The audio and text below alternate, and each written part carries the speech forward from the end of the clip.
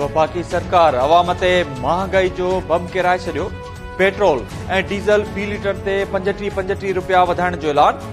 नाणे वारे वफाकी वज़ीर इसाक डार चयो आहे त नयूं क़ीमतूं अॼु खां ई लागू थींदियूं जीअं पेट्रोल जो हथरादू बहिरान ख़तम थिए।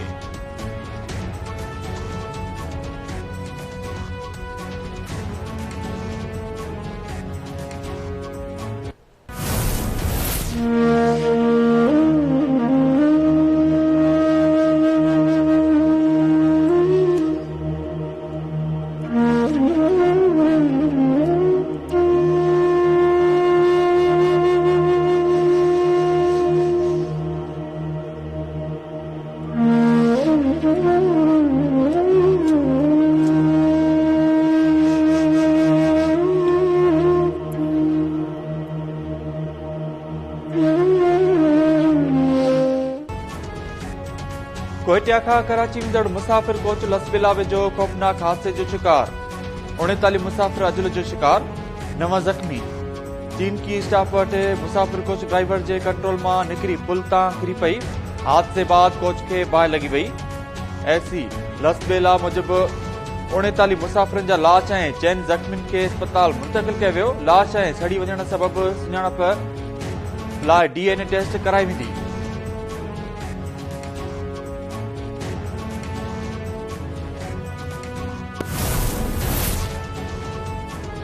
कुहाड़ जे तांदा डैम में घुमण लाइ आयल सियाहनि जी ॿेड़ी ऊंधी थी वई।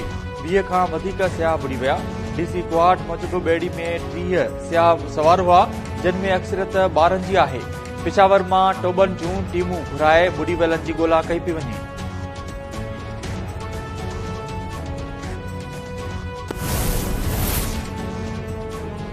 पंजाब जे मुख़्तलिफ़ शहरनि में पेट्रोल जो सख़्त बहिरान।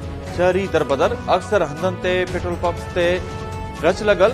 सियालकोट, बहावलपुर, गुजरांवाला ऐं साहिवाल समेत मुख़्तलिफ़ हंधनि ते पेट्रोल जो हथरादू बहिरान पैदा थी वियो। पंप मालिकनि जो चवणु आहे त पेट्रोलियम शयूं घटि अचनि थियूं, जंहिं करे सप्लाई मुतासिर थी रही आहे। ओघरा जो चवणु आहे त पेट्रोल पंप्स बंदि रखंदड़नि जा लाइसेंस मुअतल कया वेंदा।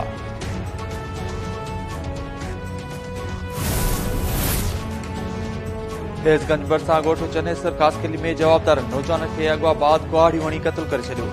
अली अब्बास कासकेली दुकान ते सुतल हो, संदसि सौटरनि खेसि अॻवा बाद क़तल कयो।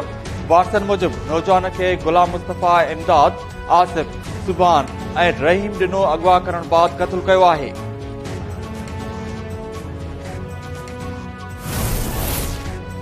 गंबट में मुबैना पुलिस मुक़ाबलो, हिकु जवाबदार ज़ख़्मी हालत में गिरफ़्तार करण जी दावा। पुलिस मूजिब गश्त दौरान हथियारबंदनि ऐं पुलिस विच में मुक़ाबलो थियो, जंहिं दौरान सजावल शेख खे ज़ख़्मी हालत में गिरफ़्तार कयो वियो।